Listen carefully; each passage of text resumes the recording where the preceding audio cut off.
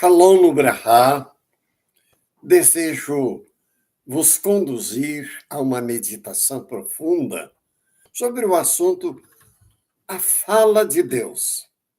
E encontramos na Epístola aos Hebreus, capítulo 1, o registro de que Deus falou antigamente.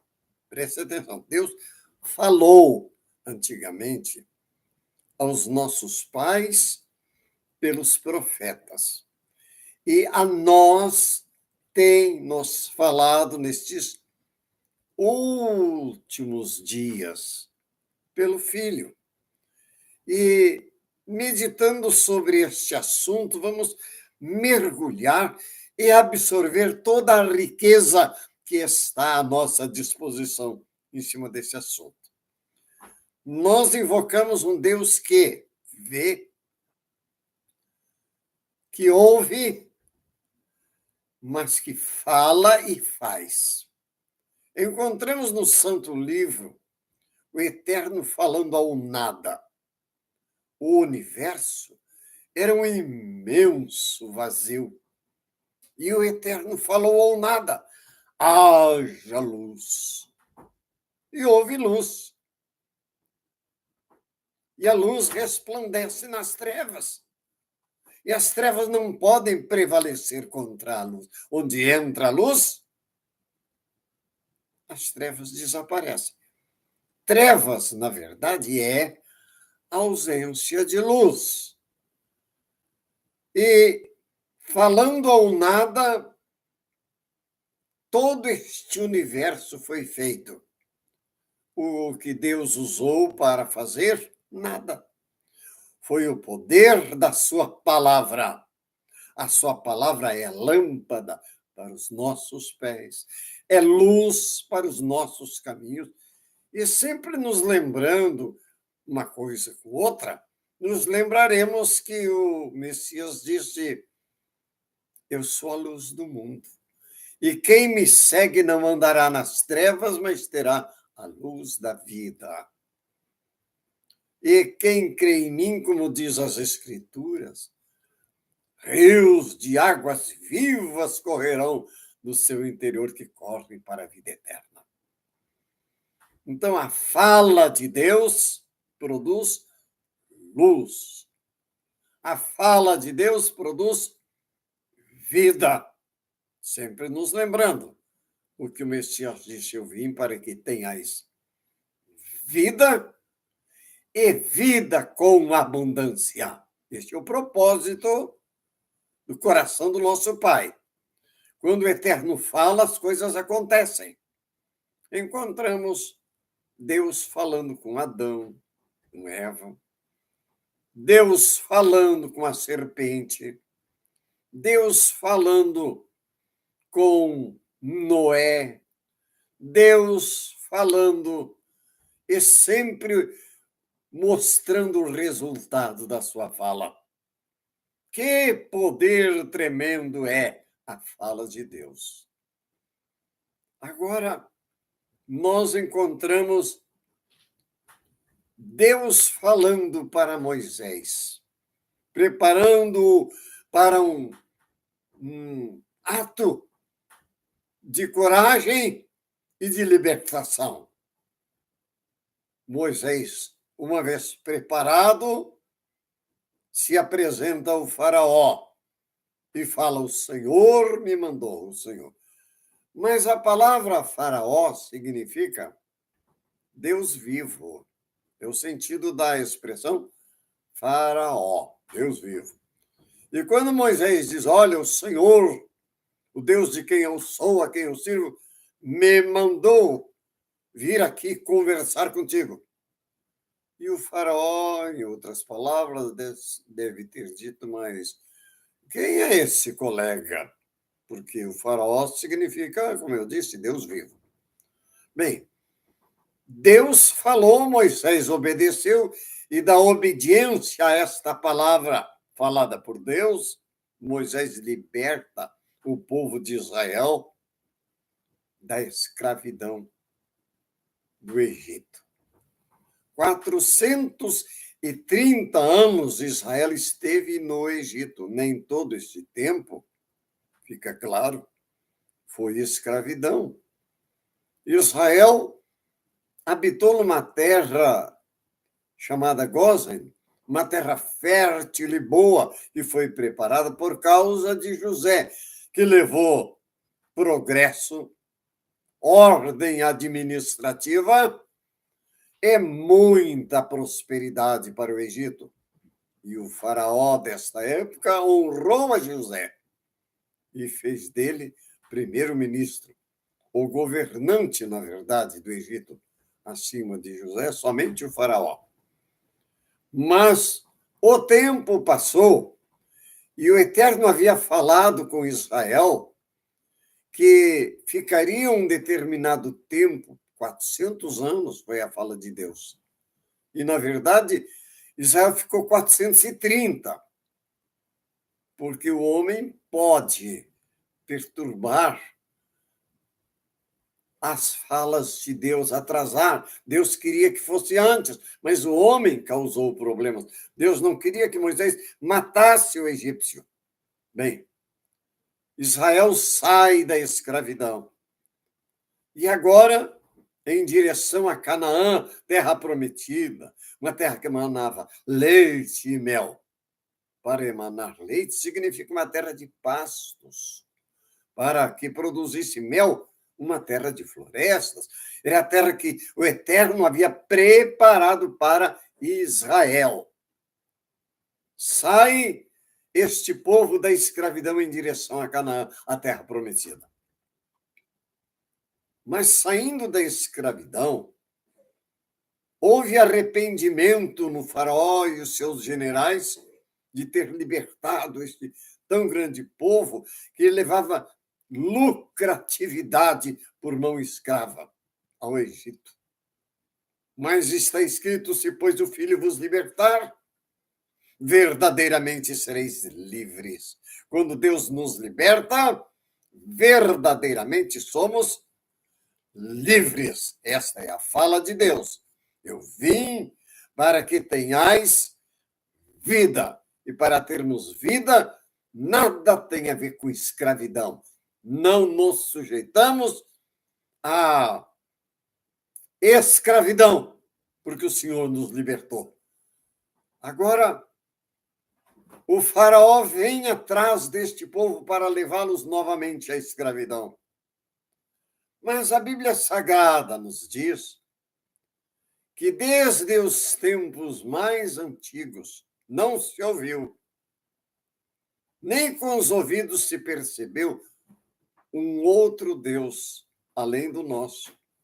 Porque o nosso Deus trabalha a favor daqueles que o temem. O Senhor fala e tudo acontece. Resultado: enquanto o faraó avançava para levar prisioneiros novamente este povo à escravidão, o Senhor trabalhou toda aquela noite, enviando um vento oriental. E o Mar Vermelho se abriu, formando paredões, uma espécie de túnel, não exatamente túnel, porque acima estavam os céus abertos. E Israel passa pelo meio do mar, a pé enxuto. Tendo tentado a mesma coisa, os egípcios morreram afogados, quando o último israelita passou para o lado de lá. Deus ordena e tudo se faz. Israel sai da escravidão. 40 anos esteve caminhando no deserto, numa temperatura, durante o dia, de 55 graus centígrados, mais ou menos. Mas debaixo de uma nuvem que milagrosamente oferecia sombra. E de noite essa nuvem se transformava numa coluna de fogo, oferecendo calor. 40 anos não faltou o pão que vinha dos céus, uma rocha que acompanhava Israel à distância, E o apóstolo São Paulo nos explica que esta rocha era a pessoa de Jesus, o Cristo, o desejado de todas as nações, da onde Israel bebia água. E esta água servia para lavar a roupa, para cozinhar. Não faltou a presença do Eterno, porque o Eterno havia dado esta palavra: irá a minha presença contigo para te fazer descansar. O sapato crescia com o pé da criança, a roupa também. Quantos e quantos milagres aconteceram no deserto, porque o Senhor falou, o Senhor ordenou. Nem de entre as mulheres houve esterilidade, e nem tampouco entre os animais que carregavam os rebanhos, porque o Senhor falou. A tudo quanto o Senhor ordenou, assim se fez. E encontramos ainda Deus falando com Noé, Deus falando com os profetas, Deus falando até mesmo através de um animal para repreender o profeta Balaão. Deus sempre esteve falando, dando ordens. Deus falou com Josué, Deus falou muitas vezes, mas agora chamando a sua atenção para a parte B do versículo de Hebreus. Nestes últimos dias. Alguém duvida que estamos vivendo os últimos dias? E preste atenção, a fala de Deus a respeito deste período na história do mundo fiquem sabendo, fiquem informados, que os últimos dias serão tempos trabalhosos, porque haverá homens amantes de si mesmos, mais amigos dos deleites do que amigos de Deus, tendo aparência de piedade, mas na vida prática, negando a eficácia da mesma. Estamos conscientizados sobre esta verdade. Foi Deus quem falou. Temos que tomar posse desta verdade e que venhamos aprender a discernir entre o certo e o errado, como está em Malaquias 3,18, então vereis outra vez a diferença entre o justo e o não justo. Entre aquele que serve a Deus e aquele que não o serve. Porque encontramos muitas pessoas falando de Deus e parece que não estamos falando do mesmo Deus, porque uns pregam em nome de Deus destruição, inclusive do povo a quem Deus ama. Pessoas que adquiriram, ouviram e creram numa mensagem de ódio contra um povo que Deus criou e formou para a sua glória, que é o povo de Israel. Não representa a fala deles, ainda que em nome de Deus, não representa a fala do Deus de Israel, do Deus verdadeiro. Houve períodos na história que se falava em nome de Deus, mas as ações estavam distantes. Nós temos o período das cruzadas, da Santa Inquisição, os pogromos lá na Rússia e os países vizinhos à Rússia. Nós tivemos o período do nazismo, que também se usava o nome de Deus para perseguir e matar um povo que Deus criou e formou para a sua glória, que é o povo de Israel. Mas quando realmente a fala é de Deus, e que, reconhecendo nós que estamos vivendo os últimos dias, devemos ficar atentos a estes avisos e vigiar. Não crendo em tudo aquilo que nós ouvimos, mas examinando palavra por palavra na base da nossa fé, que é a Bíblia Sagrada. Aí vamos encontrar Jesus, o Messias, falando conosco. Para as pessoas que estão em sofrimento, encontramos na Bíblia Sagrada um homem cego, cansado das humilhações que passava, ouviu falar a respeito deste Jesus que veio abrir os olhos dos cegos, fazer os paralíticos andarem, ressuscitar os mortos, curar os enfermos. E ele estava sentado à beira do caminho e escutou o barulho de uma grande multidão. Imediatamente raciocinou que uma multidão não se forma assim, sem mais e nem menos. Alguma coisa estaria acontecendo ali em Jericó. Como eu disse, ele era cego, mas não era mudo e nem surdo. Procurou se informar e soube que a presença do Senhor Jesus trazia esta multidão, porque era agradável estar perto de Jesus.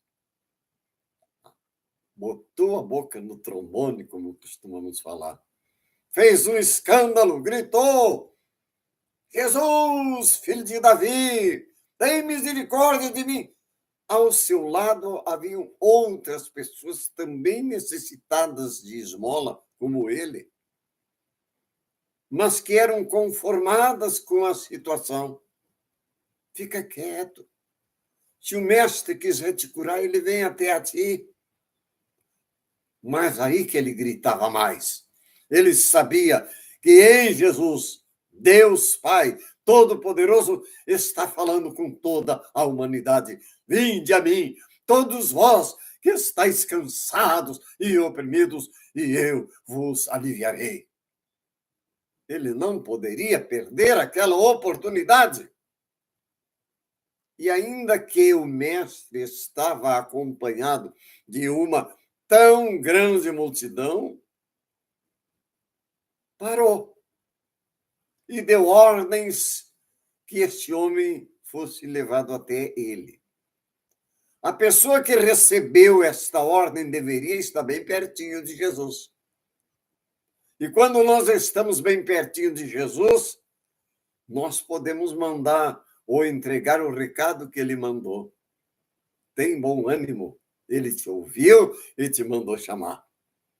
A atitude deste homem foi uma atitude de fé, pois ele tinha sobre os seus ombros uma capa que era uma espécie de licença do governo romano para poder esmolar. Quando ele recebe esta notícia, tem bom ânimo, ele te ouviu e te mandou chamar, colocou-se em pé, e sua primeira atitude foi arrancar dos seus ombros aquela identificação de cego.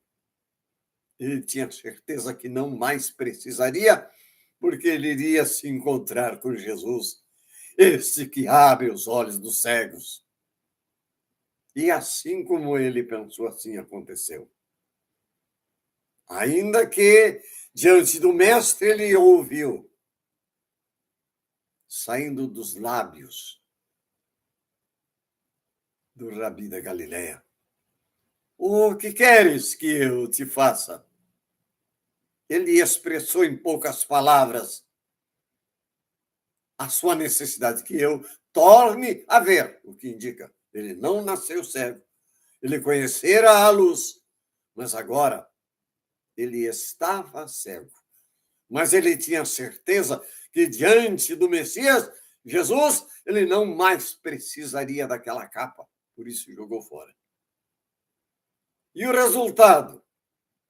Não sabemos a que hora do dia aconteceu este milagre, mas eu sei que ele pôde ver o azul do céu, o verde dos campos, o colorido das flores, mas a coisa mais linda que ele viu foi o rosto de Jesus.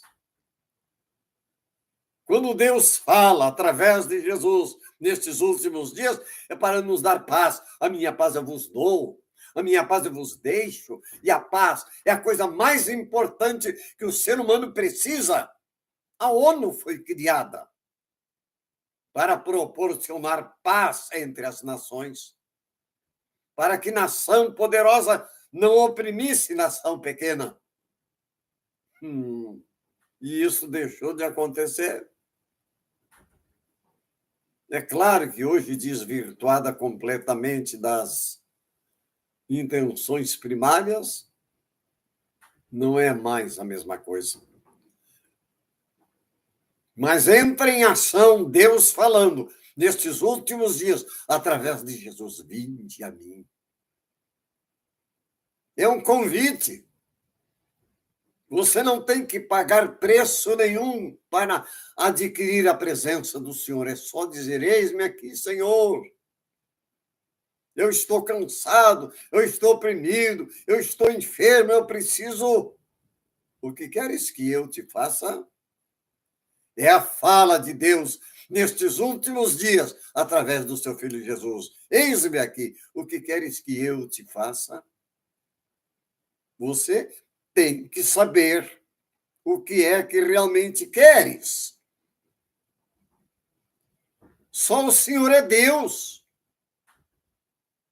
E nesses últimos dias, Deus, o Criador, o Todo-Poderoso, o El Shaddai, o Deus forte, o Emanuel, o Deus conosco, na pessoa de Jesus, está aí do teu lado, agora, sorrindo para ti e falando ao teu coração. Sabes os nomes proféticos que foi dado a Jesus no ano 700, antes que ele se fizesse o Filho do Homem? O polivalente ministério desta pessoa maravilhosa que é Jesus, o Messias de Israel. Maravilhoso! Por que Jesus é maravilhoso? Porque ele fez e ele faz maravilhas. Pai da eternidade, ele tem o domínio do tempo. Os nossos tempos estão em suas mãos. Ele tem o domínio do tempo.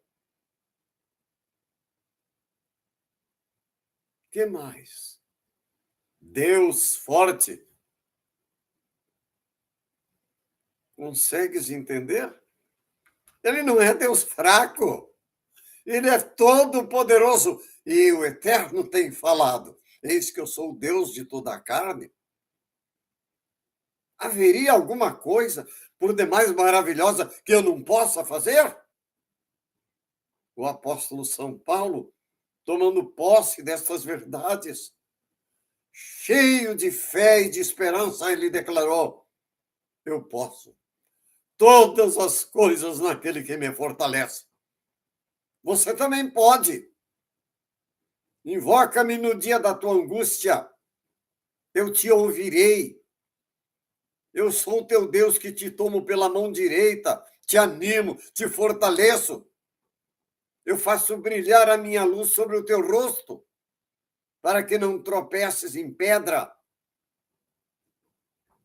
E se correres, não tropeçarás, porque a mão de Deus é contigo. Deus esteve falando no passado, mas ele fala também no presente. Ele fala comigo, ele pode falar contigo. Se ele não te ouviria, por que razão ele disse: vinde a mim, todos vós que estáis cansados e oprimidos? Por que ele faria este convite se não estivesse na disposição de encher o teu coração de gozo, de alegria e mudar completamente a tua sorte? Você que está vivendo vidas com derrotas. Não é a intenção de Deus que vivas de derrota em derrota. Levante os teus olhos para o alto, da onde vem o nosso socorro. O nosso socorro vem do Senhor, que fez os céus e a terra e que está olhando para ti, conforme está escrito em Provérbios 15:3. Os olhos do Senhor estão em todo lugar, contemplando os bons e os maus. Não há criatura alguma oculta aos olhos deste com quem nós temos que prestar contas.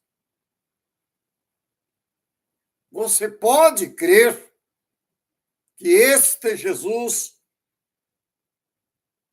por quem foram feitas todas as coisas, tem o poder de te ouvir, tem o poder de mudar o curso da tua vida, mudar o curso da tua história, para que não vivas mais com o teu semblante triste. Quando Ana, cheia de tristeza pela situação que ela vivia, uma situação de humilhação, ela propôs 5 coisas. Saiu da sua casa, foi para a casa de Deus. Na casa de Deus, o que ela fez? Ela orou, ela chorou, ela fez um voto. Resultado disso, você encontra. Já não era mais triste o seu semblante. Saiu da presença de Deus renovada. Tomou posse da viva esperança que lhe foi dada. E a situação que ela vivia, porque ela era estéril. Mas quando ela fez a sua oração acompanhada de um voto, ela soube com toda a certeza de fé que a sua palavra foi ouvida por este que vive e reina para todo sempre. Por isso, o seu semblante mudou, não mais triste. E Ana foi mãe de Samuel, o mais perfeito dos profetas, que criou em Israel a escola dos profetas. Mas Ana não ganhou este presente único de Deus. Teve mais 5 filhos. Como produziu uma oração objetiva? E esta live tem o objetivo. Nós, da congregação amada do Senhor, amamos mergulhar profundamente nas verdades bíblicas e absorver para reger a nossa vida. E nós te convidamos a permitir ao Espírito Santo que faça a sua obra maravilhosa na tua vida e transforme as tuas trevas em luz e te conduza no zelo que ele tem por tua alma, para que vivas intensamente, impregnado do Espírito Santo, e sejas um grande vencedor e que tenhas um objetivo definido na tua vida: servir a Deus. O resto é resto. Buscar-me-eis e me achareis quando me buscardes de todo o vosso coração. Eu vou orar por você agora. Deus eterno e santo, entro na tua presença e com a força de minha alma requeiro a tua bênção para todos que estão assistindo esta live, que estejam impregnados desta fome e sede de tua palavra, que o teu Espírito graciosamente esteja sobre eles e possam sentir a emanação de tua graça e do teu poder, e sejam curados, sejam abençoados, e que a viva esperança de dias melhores venha como uma bandeira tremulando no coração de cada um. E glorifica o teu nome através dessas vidas. No nome de Jesus, o Messias. Amém. Amados, a congregação amada do Senhor se alegra com a tua alegria. Acredite que nós torcemos por ti, oramos por ti. Esse é o nosso objetivo. Nós temos um grupo de oração já há 32 anos. Oramos objetivamente pelo Brasil, por Israel, oramos pela igreja, oramos para que o Eterno levante obreiros cheios do Espírito e que a glória de Deus venha despertar a nação brasileira. Beijo no coração. Shalom.